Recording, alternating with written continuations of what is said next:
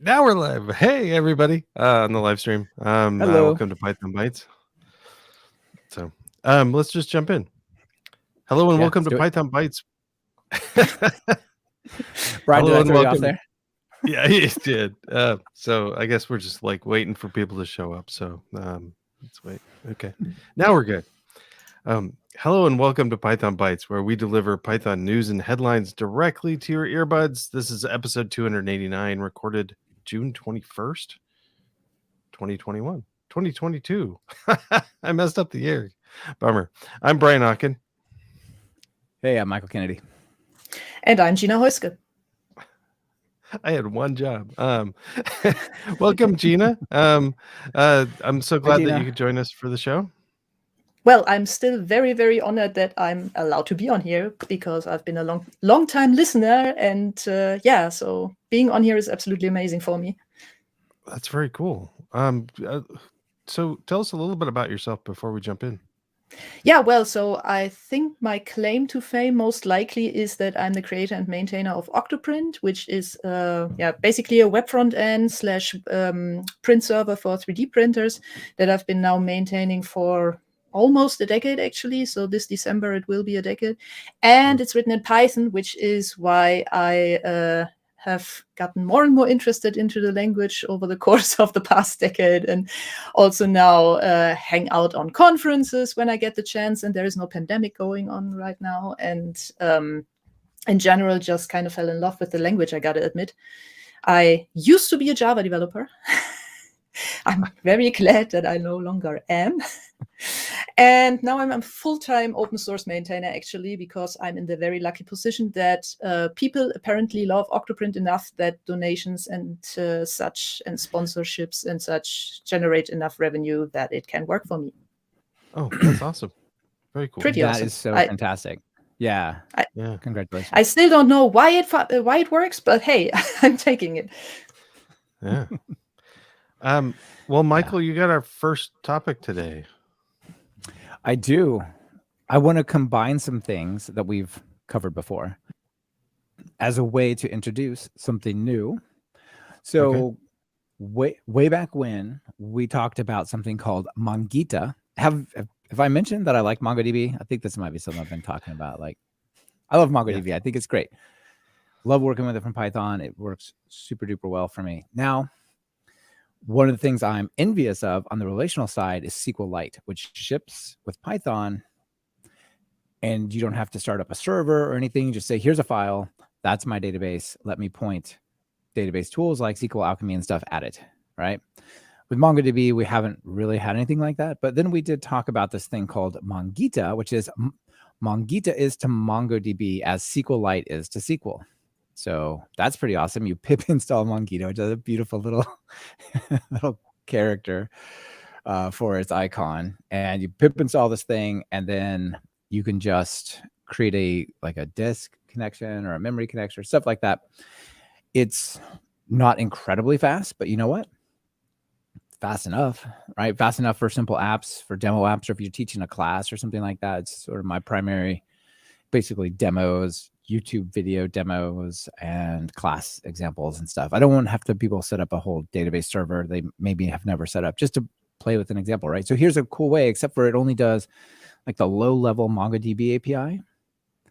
So I'm a big fan of Beanie. I reached out to Roman Wright and said, hey, do you know of anything that will allow Beanie to work with something like MongoDB? And he said, not really. So I'll make one. Where did I put it? Oh no, if I copied, so had the wrong one selected. He did Beanie, the ORM, and I said, I want to use this ORM against the disk database, much like you would SQL Alchemy against SQLite. Said, no, I don't know of one of those, but what if I made Beanita for MongoDB? And so I love the naming here. That's why I wanted to put them all together.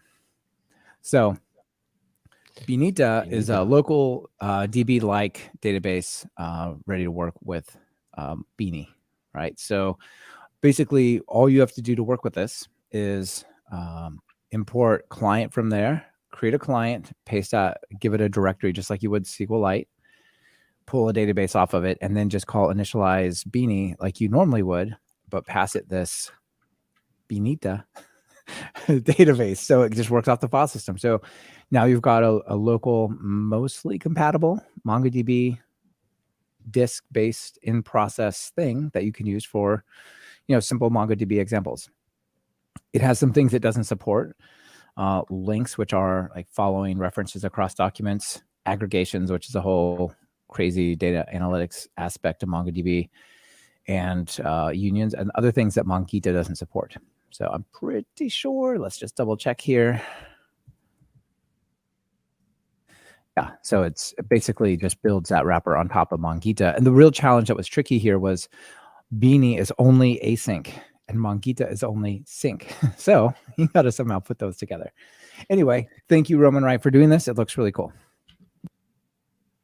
And we could come up with the joke for this, but I think that's Benitas. Oh, Brian, that was solid. That hurts. Yeah. Sorry. Not sorry. Okay. So I think that I'd like to talk to people about using good coding practices, especially in research and science. So ran across Patrick Minolt's. It's an online book, really. It's called the Good Research Code Handbook. And he says it's for grad students, postdocs, and PIs, which I had to look up, was principal investigator, who didn't do a lot of programming as part of their research. And I think it's also just kind of a good thing for really anybody that's coming into coding from a different field and wants to jumpstart some good practices. It's actually really kind of great. He's got a little roadmap, which is neat. I'll click on the roadmap. A little small here, but it goes through a journey mapped out there. I love it. Yeah, it's nice. But kind of a visual of where you're going to go with this. But he talks about setting yourself up for success using Git and virtual environments and projects and even packaging and cookie cutter, which is cool. Talks about style guides and keeping things clean and removing dead code. Some coding practices like separating concerns and separating your pure functions from side effect functions, which I thought that some people don't really touch on right off the bat, but it's a good practice. Even talks about testing, although the focus is really around unit testing and sort of some hand waves around end-to-end testing, but still it's nice. And then even gets into documentation and social aspects like doing pairing and peer reviews and getting involved in open source and community. It's actually just really kind of a pretty solid book for people. So that's great. Really great. I think go ahead, Gina. No, I just wanted to say it sounds great because I sometimes have people joining Octoprint who are pretty much newcomers to the whole coding aspect, so but are interested in writing a plugin or something like that. So that might be a good resource for them to just direct them to. Yeah, I had go ahead, Brian. I had somebody contact me once and try to. I wish I knew about this before, because somebody contacted me and said, we don't really need coding training, but we kind of aren't used to working together. Well, we're all individual people, and now we're working as a group, and we don't know how to do that. And I don't know if that's here, but a lot of this around this is sort of good practices for working with others. So it's nice. Michael? Yeah, what I was going to say is, a lot of people, especially in this research field, learn to code in a JIT fashion, like just enough learning of coding, get the problem solved, and then they have to keep moving on. And it's easy to find yourself just stumbling into wrong patterns of, well, everything's into one huge file and it doesn't take like command line argument inputs. It just hard codes the values in, so you can't reuse it. It's not a module you can import or a function you can call, and just sort of it does no error checking. These are exactly, no testing. All of that kind of stuff would be really valuable for people who are coming from that angle. So definitely a good thing to check out. And I love it. Goodresearch.dev. What a sweet domain name. There's also one of the neat things about the writing style is he's talking about trying to just free yourself from time. So not free yourself from time, but as a researcher, you're in a hurry. There's a lot of stuff to do. And a lot of the stuff he's trying to get people to do is about offloading information so that you don't have to keep it in mind. So he talks about short-term memory and long-term memory, and how, like unit tests and inline code comments are good to, short-term reminders in the moment. And then project documentation and test suites are about keeping that knowledge long-term. And that's kind of I never really thought about that before, of short-term versus long-term information, but it's kind of a neat angle as well. So anyway, yeah, that is clever.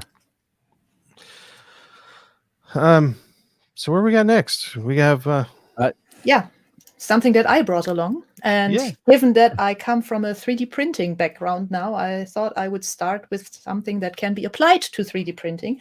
And that is a Python library for building parametric 3D CAD models.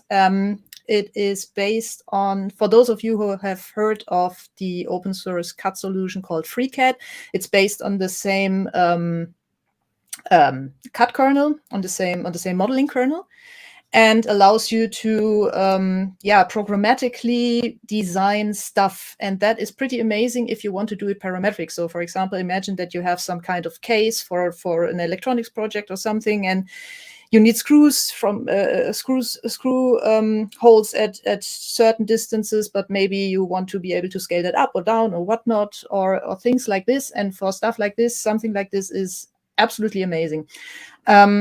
From the ground up, CatQuery is only a library, but it also comes with, as it says here, it also comes with a Qt-based GUI called CQEditor, which I tried out and worked great. The only problem was it came with an older version of CatQuery that did not yet support some stuff that I wanted to play around with.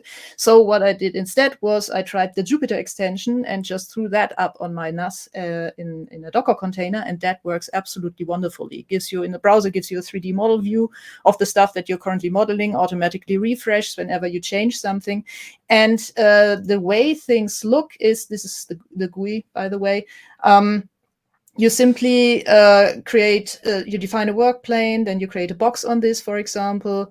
Then you say to the top face in Z direction, define that as a work plane, put a hole through that with a diameter. So the whole API is pretty intuitive as well, also well documented on here. And if you scroll a bit through the examples, you can see that there is way more possible than just holes with planes with holes, but things like where was it? Somewhere there was a flask, or the aforementioned parametric enclosure, a Lego brick.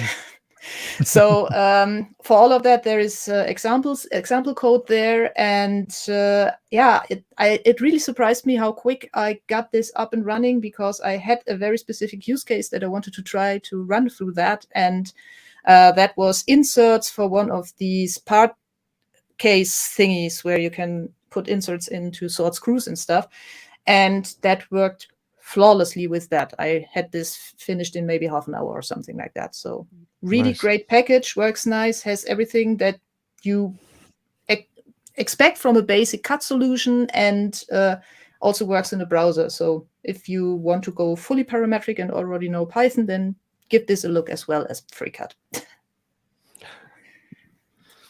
Yeah, very cool. Looks super.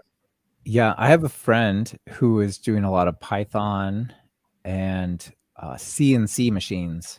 Mm-hmm. He has a guitar company, and it gets these wood blocks and shaves out guitars and necks and things that I'm not familiar with.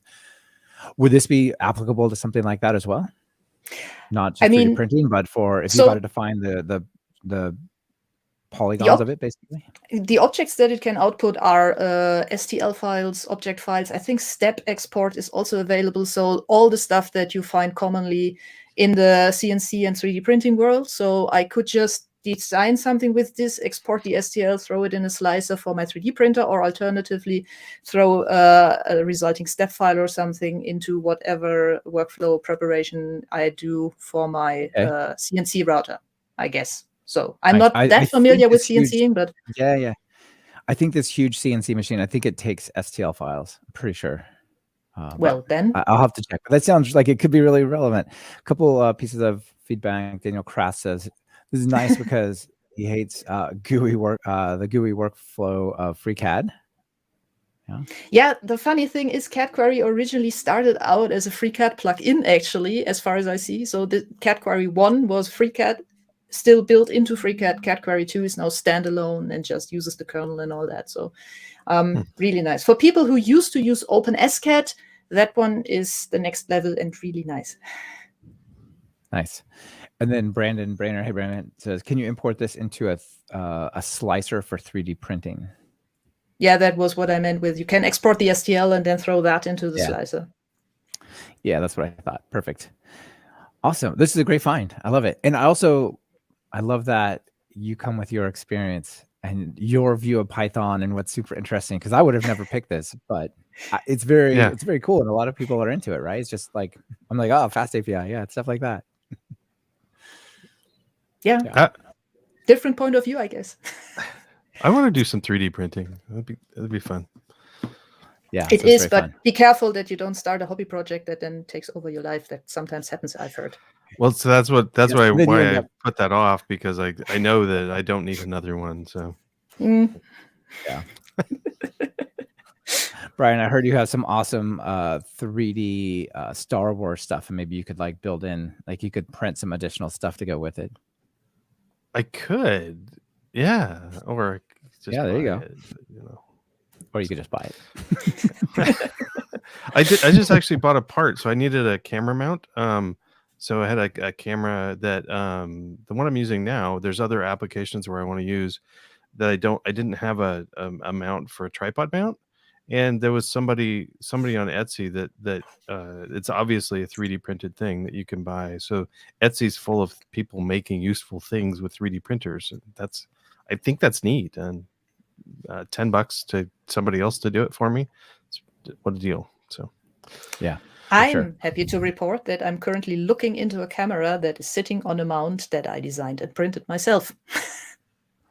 That's neat. That's awesome. So yeah, that mounts to a VESA monitor arm and then has a little slide that I can actually slide up and down to adjust the height. And I also have some of these angle brackets that with tripod mounts on the up and down side that I can use to adjust the tilt and stuff. And yeah, so after I did this, that thing finally sat where it is supposed to sit. So win-win. Awesome. That's awesome. And just for people listening who are not watching, Gina has the best video setup of all three of us. She looks great up there. She's a really good studio. It's great. All right. And then parting thought on this one, Henry Schreiner. Hey, Henry says 3D work from Python has always been tricky. So this looks great. All right. Brian, you ready for a fun one? Yeah. Let's switch to you. All right. I got something cool. So previously I spoke about Textinator. This is a Mac app and it lives in the menu bar, like up by the clock. And you just run it, and you can, on Mac, you can hit Command-Shift-4 and select a region and screenshot it. This one adds Command-Shift-2, and if you select a region, it will capture the text out of whatever is behind it. So, for example, I was on a meeting on Zoom, and somebody put something up, and like, oh, I want to have notes on that. And I thought, oh, I could type it. Wait a minute, Command-Shift-2, swipe on Zoom, boom, I have notes of the whole page. Instantly, right? This is a cool app. It's like $11 for the Mac. This I sort of randomly mentioned thought it was cool. This is not what I'm talking about. What I want to talk about is Rhett Turnbull said, hey, I heard Michael talk about this Textinator thing I just described on Python Bytes. That's neat. I bet I could build this in Python. So he did. Nice. Isn't that dope? So if we jump over here to I love the name. I got so many good names today. I mean, I didn't get them. I just gathered them up. So we have Textinator for that thing that grabs the text. He created the Textinator. And it's a simple macOS status bar menu bar app that automatically detects text within screenshots. So instead of adding a new hotkey that does its own thing, you just do Command-Shift-4, copy it, and then it hooks into macOS through PyOBJC, figures out a screenshot was taken, grabs it real quickly, uses the neural engines in macOS, and the Apple Silicon and stuff to do the text processing, and then drops out the answer. And if you look at the whole app, where is it? It is like the entire app end to end is 450 lines of code. That's brilliant. Yeah. Very and cool. If you look at this, like, well, there's a lot in it. So you can see it's, from Foundation, from Cocoa, import, NS Notification Center, and all these different things is what it's basically using to listen for events of screenshots being taken and then feed those off into the various places that it needs to go. So what do you think? I think it's awesome. And Rhett's in the audience, and he says, oh, yeah. Hey, Rhett. Thanks for the shout out. And then, of course, somebody says, just for Mac, power. I'm with Weasel on that. I'm afraid. Gina, what do you run for your OS? Actually, Windows. Yeah, to the big surprise of many. But I'm also a gamer, so. Yeah, awesome. I got tired of constantly dual booting. So yeah. Yeah. Well, that's definitely a challenge. So there's actually a video showing you how it works, and it uses something that I've built apps with as well called Rumps, ridiculously uncomplicated Mac OS menu bar apps or something like that. And so it's really an interesting way where it's just kind of like clicking together a couple of cool things like the NS query for Spotlight with PyOBGC, the Vision VN recognized text request, and like just building on top of Mac OS and Rumps, which is pretty cool. You do have to give it special permissions because it has to be able to like monitor your system globally. So there's a few steps you got to follow, but well done, Rhett. I love the ambition here, and it looks good. But this is incredible. What I love about this is it's just one thing, but it's a small application. So, I mean, potentially just you come up with all of these pieces, you could do other stuff too, and have just a small example to try to learn off of. That's pretty neat. Indeed. Let me just make a real quick suggestion out there. Maybe I'm not sure if this is, I don't see it over here, but if over on the releases side, on my Rumps app, I did this and I put over in the releases, you can come over here and you can just download a .app zipped, but it just unzips as a .app file. So hit that with some Py2, use Py2 app on it and make it one cool further step there. But yeah, and maybe automate that with GitHub Actions. Yes, that's a very good point. Absolutely. So you don't have to constantly keep doing it. Yes, very good point. Push to a branch, have it do some magic. Magic happens. Yeah. Or click on release and have it do some magic. That's always wonderful to watch in the log. Yeah. You know what I find is that people that set that stuff up, they release apps like this more frequently. They're like, oh, it's just one feature, but I don't mind pushing the button, or I can just push to that branch. And the more that you have to do it manually, make sure you don't mess up stuff and don't forget to bump the version, and you just do it a lot less frequently. And so there's some really cool knock-on effects of that recommendation. Yeah. I went through a lot of pain to automate testing and release tasks in Octoprint, which also involve, by the way, flashing physical hardware. And so I built a lot of stuff so that all of that is more or less at least semi-automated, because that takes so much work out of every single release. That's absolutely insane. Yeah. So yeah, automation. It's great. That's awesome. Yeah, I do have to add. So yeah, there's a couple. I don't maintain that much stuff, but I have to admit that I'm reluctant to bump versions, because then I'm like, I gotta push it out to PyPI then, and I haven't automated that through GitHub Actions yet. So yeah, I gotta get on that stick. So okay, I'd like to talk about locks. Actually, not using locks. So this is an article called "Handling Concurrency Without Locks" from Haki Benita, and it's just sort of a nice. Actually, this was intimidated at first by getting ready to read this article, but it was really well written. So the idea is that he starts with a Django application, and it's a URL shortener. Actually, you were just talking about, but there's like an idea that you've just sort of walks through it of the idea is you have something that creates a unique URL, but that uniqueness is checked because you keep a database of it, and so you check to make sure it's unique, and then you create it, check it, make sure it's unique, and then store it in the database. But that check has to hit the database, and you've got a read write thing, and there's a concurrency problem. I know there's lots of ways to get around it, but it's a reasonable use case to just think about. But there's a lot of places within Django or within web actually, and within actually all applications, where if you're using a database, there's this concurrency thing might be a problem, and you can get around it with locks or other things.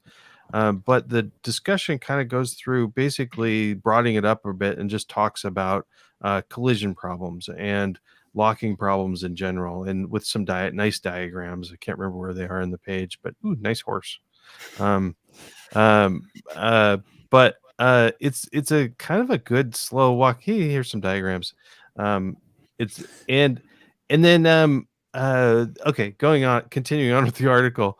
The idea is like once you know it's unique, you're storing it in the database, and the database is already going to, if you set it up right, it's already going to make sure that that key is unique.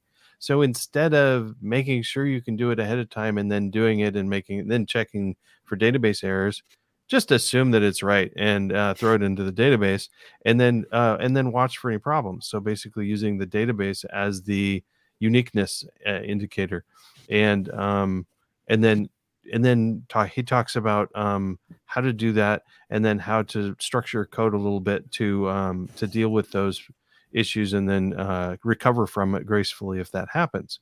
And then the side effect is you're faster, because you're not putting the concurrency locks within your application. You're depending on that uniqueness and that control of the database, which is already fine-tuned to allow multiple access and keep track of that. Just utilize that. So it's a neat reminder to everybody to utilize the tools under you, I guess. Yeah. Good reminder. Gina, do you do much database or Django stuff? Me? No. I have never, I think I've never so far even touched Django, and I try to avoid databases like the plague. Yeah.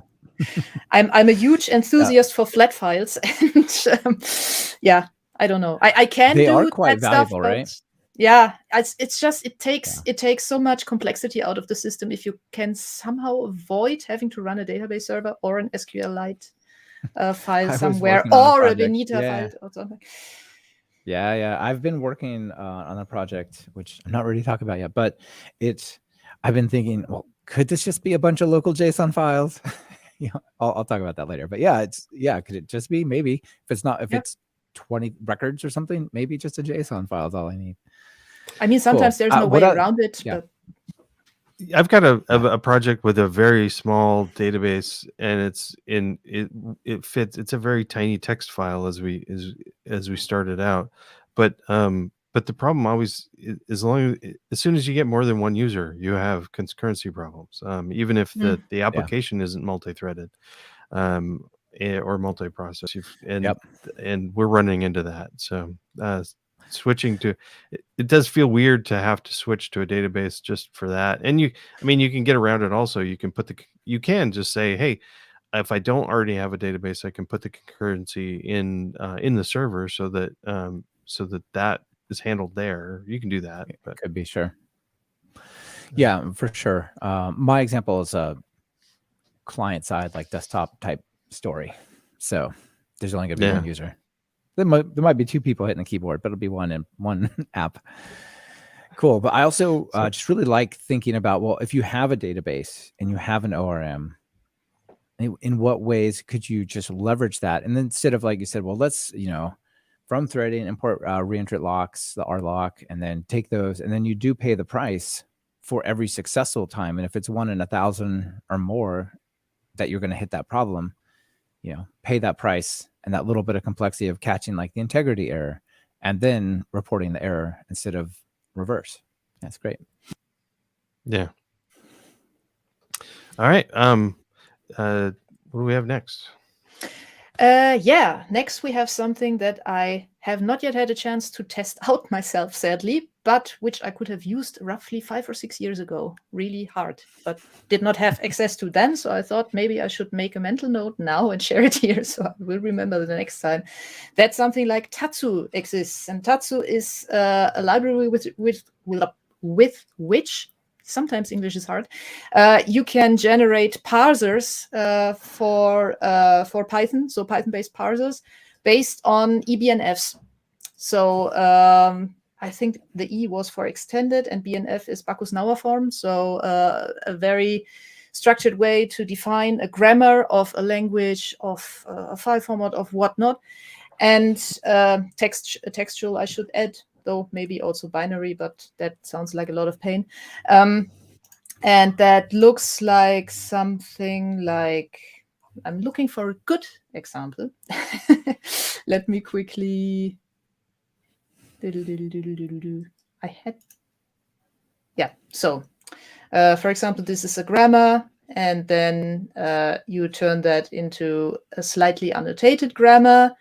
And in the end, you run this through Tatsu, and then Tatsu spits out something which builds an AST out of your thing that you put into it that is supposed to be parsed.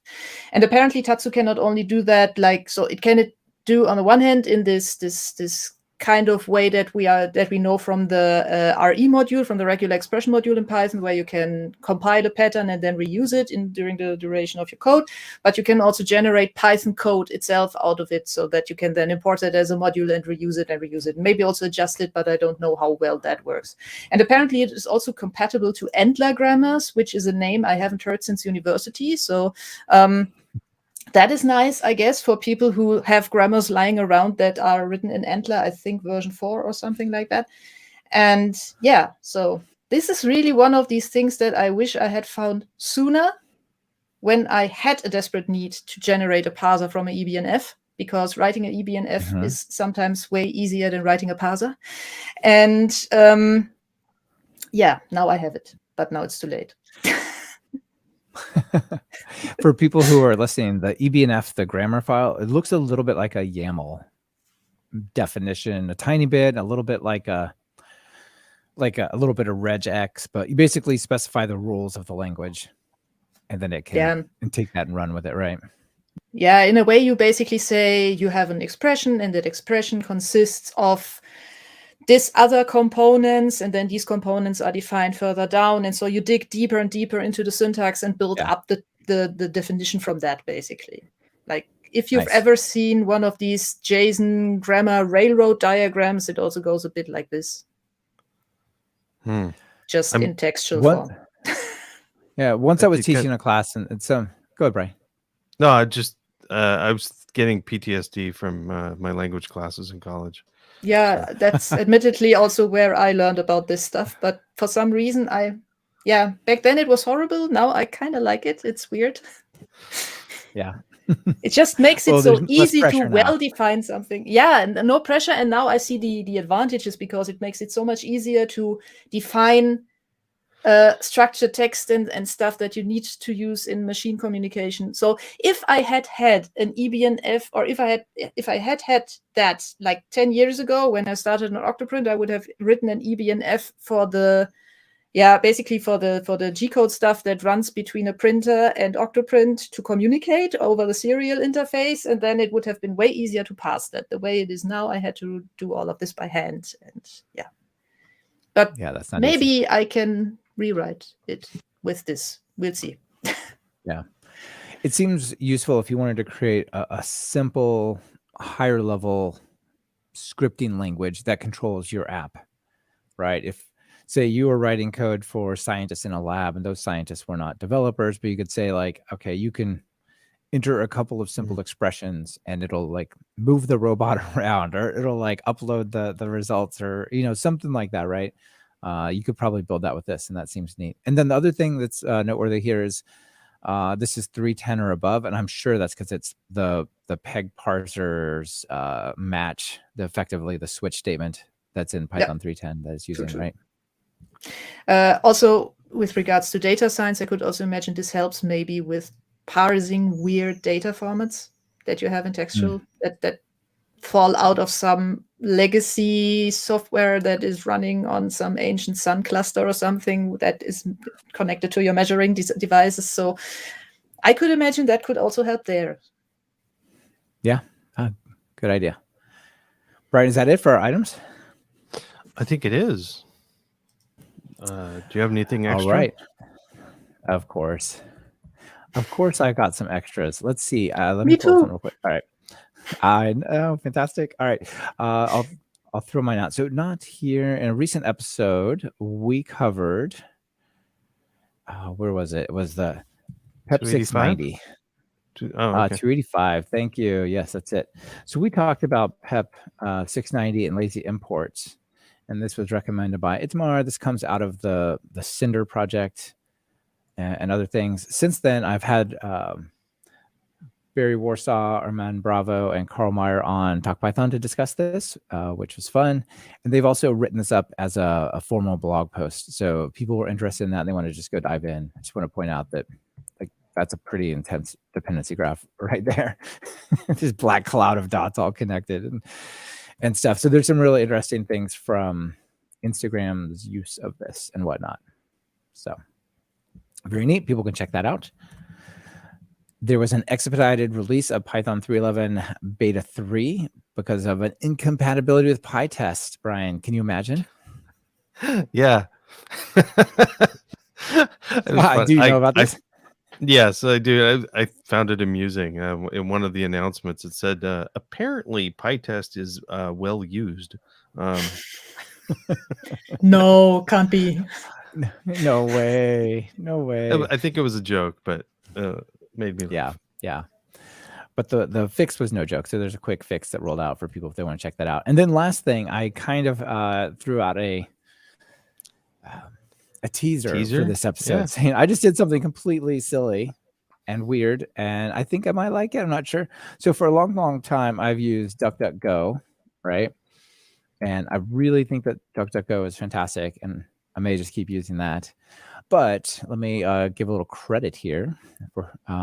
Daniel Hjertholm sent us a message and said, this isn't really Python related, but if I know Michael, I bet he will love this ad-free, privacy-respecting search engine called Caggy.com. Have either of you heard of Caggy?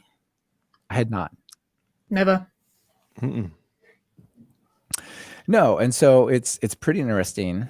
I went and I listened with my eyes. I listened to this interview, watched this interview. There's an audio version, so I keep stumbling on that. But the Vladimir Perlovac is the founder of Caggy. It was founded in just March, so it's really brand new. It talks a lot about the motivation for creating the search engine. And basically, he says, I think the ad tech, which I think maybe should be called more like surveillance capitalism or something like a little more serious. But ad tech, putting all these ads and tracking in front of my kids. I don't want my kids to grow up thinking that just like being completely tracked and having zero privacy is like the way of the world. So there's a pretty interesting conversation here on what they built. But the idea is it's a search engine that is a premium search engine. So instead of having ads, users have to pay for it. So I'm gonna do an experiment for us, Brian. I'm gonna live with this for a month, and then I'll give you a report on what I think.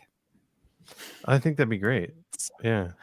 So check this out. For example, PEP 690 lazy imports.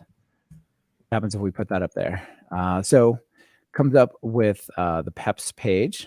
And check that out, number 3. And then probably somewhere a little farther down, since it's not in the title, is Python Bytes, I would suspect.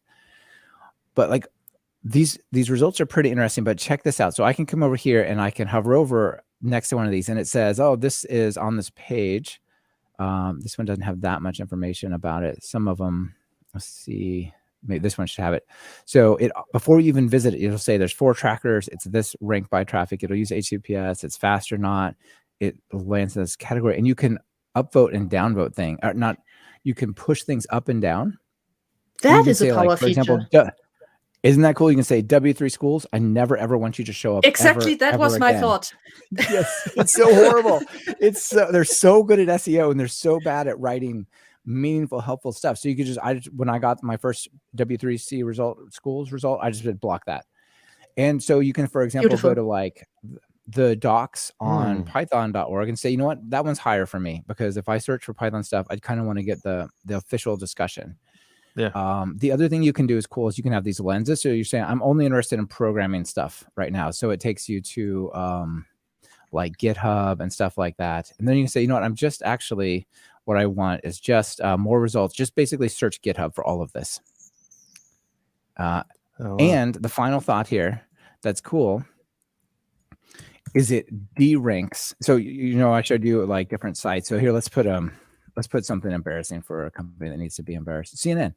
So if you hover over this, how many there's 43 ad detectors on this thing. 43. Here's what they do. They are down voting, like lowering the SEO rank of things that have tons of ad trackers and things like that. So if you're overwhelmed like this, where it's orange or red, like that lowers your rank. So it's like an anti-ad tracker result surfacer. Anyway, what do y'all think? I'm tempted, but I'll let you test it first. Yeah, give me a month. I didn't think I was going to like it that much. It's pretty nice. So I paid it's $10 a month, which seems a little high. I think they're getting their results by buying API access to Google and Bing, and then resurfacing those results to you in this privacy respecting way. Yeah. Actually, I kind of think it's brilliant, and I want to try it too, because at first I was like, I don't want to pay for a search, but I know. I went through this process. I try to tell my kids, if you're not paying for it, then you're not the customer, you're the product. Yeah. So yes, absolutely. And even if it wasn't for that, the customization options are just like amazing. Like, I don't know. The fact that you can say, I prefer more of this site, less of that site. Yeah, it is pretty neat. So I really appreciate that Daniel sent this in, and I'm going to live with it for a month, and I will let you know. But the maps doesn't work very well. They don't work very well, but you can always just go to somewhere else. Final thought. The whole reason I switched to Vivaldi over Firefox is I didn't want to bring other things like ad block, and you have ad blocking, tracker blocking and stuff there, but then you have to get extensions, and then those extensions send their data back, and then sometimes they'll like, well, these ads pay to be let through our ad blocker, and there's just like still kind of a tracking level. So with Vivaldi, you get like total blocking without third-party things. So with this, you kind of get a search engine that is like a good match to that. So anyway, I think it's cool. And anyway, I just wanted to give it a quick shout out here because it seems fun. And I think that's it for everything. Okay, funny thing in the chat, Ecov or Ekivu says I use a custom Firefox extension to block W3 schools. That's interesting. I didn't know that existed, but yes, I installed that as well, and Ekivu, that is an absolutely worthwhile thing to do. I totally agree. So I'm with you. I used to use that as well. I also use something that like it was called I'm okay with cookies, and it would automatically accept all cookie disclaimers. The cookie warnings. It would just say okay, and there's almost none of them, and then I just block them on my network, so it doesn't matter if I accept them or not. Well, let's jump to Gina's extra stuff. It's only some small stuff. Okay. So one thing, can you share my... Thank you. So one thing is something that I mentioned before, that I went through a lot of pain to automate a bunch of stuff about the testing in Octoprint, which involves some Raspberry Pi cluster here that I can flash via a Python tool and stuff like this.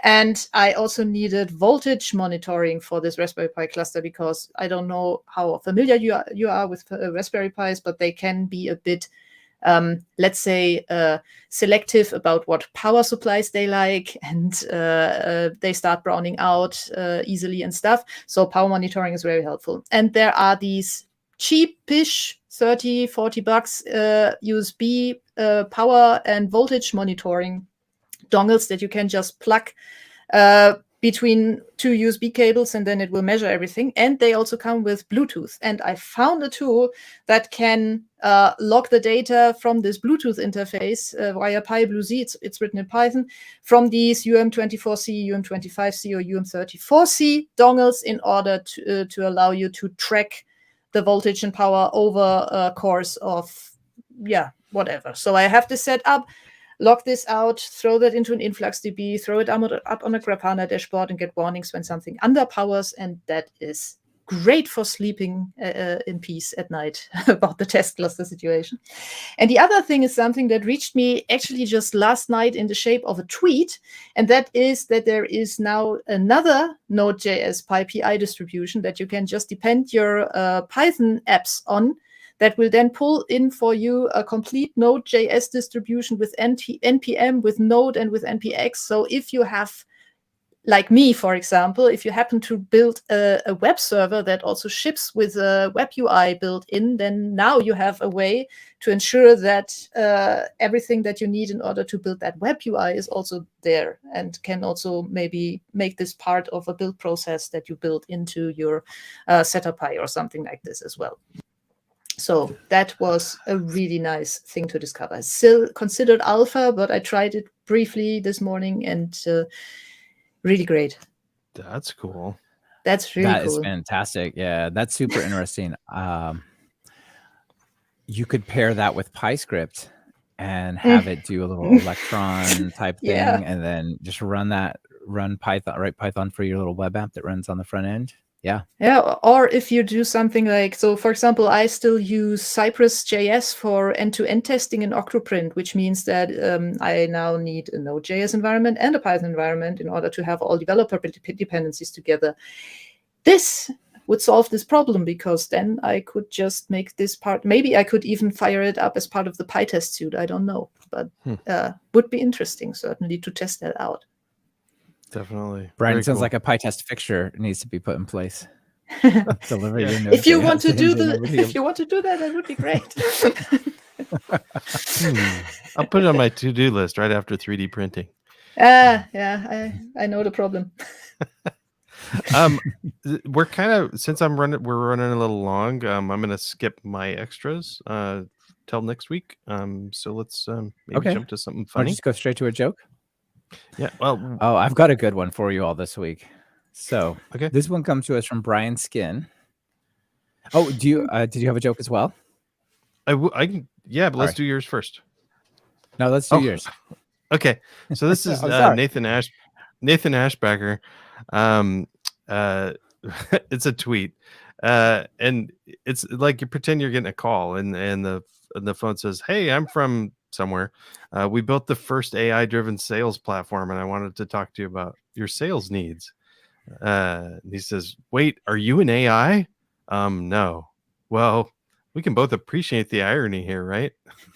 So I don't know if this was real or not, but it just made me laugh. I thought it was funny.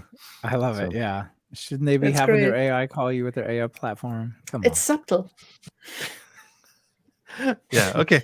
So let's go. Maybe yours is funnier. Right. Let's go to yours, Michael. Mine is a collection of jokes. So maybe one of them will be. This comes to us from Brian Skin, who, as I said, has been on the show before. Thank you, Brian.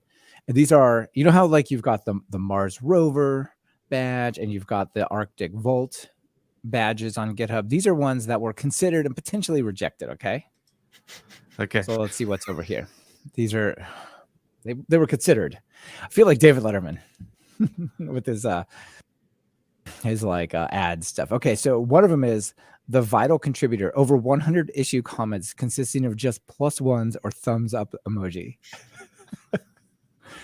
There's the Sith Lord who wiped out someone else's commit by force pushing to the main branch.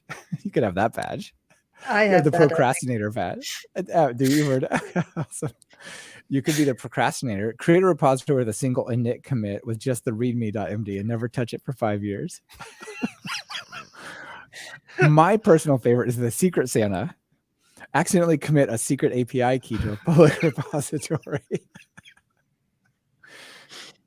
That's good. We have the monkey rich. Yeah, the monkey rich is makes a commit directly to the main branch that breaks the build.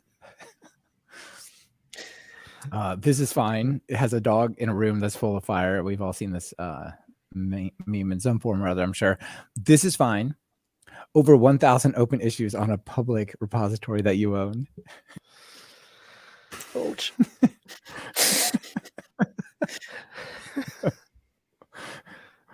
Fine, let's wrap it up with the last one. Works on my machine. The works on my machine certification suggests user error in at least 10 issue threads without attempting to reproduce in user runtime environments. All right, these are pretty good. That would be hard to automatically detect, though, right? It would. Yeah. The last Some of one. these you The got to rest, self-assign, maybe. I think. Yeah. Yeah. But yeah, I don't know if you saw that the GitHub recently actually rolled out more achievements that you can now try to hunt. So it's not anymore just the Arctic stuff, but there's now stuff like Merge Shark and PR Shark, I think they called it. And so there are several. They are hidden. Oh, that's You have to cool. figure out. Yeah. They I think last Thursday or so they rolled it out, which was also when this repo I think popped up. Or at least popped up. It also went past me on my Twitter feed, and I immediately shared it around with people because it was good. It's cute. It's kind of sad that some of them didn't make the cut. I know. I think so for sure. Yeah. This is fine. People definitely need the "this is fine" in the secret Absolutely. Santa. Yeah. All right, Brian. Is that it for us? I think it is. It was a fun episode. So thank you, Michael. Thank you, Gina. Thank you. Yep. Bye, everyone. Thanks for being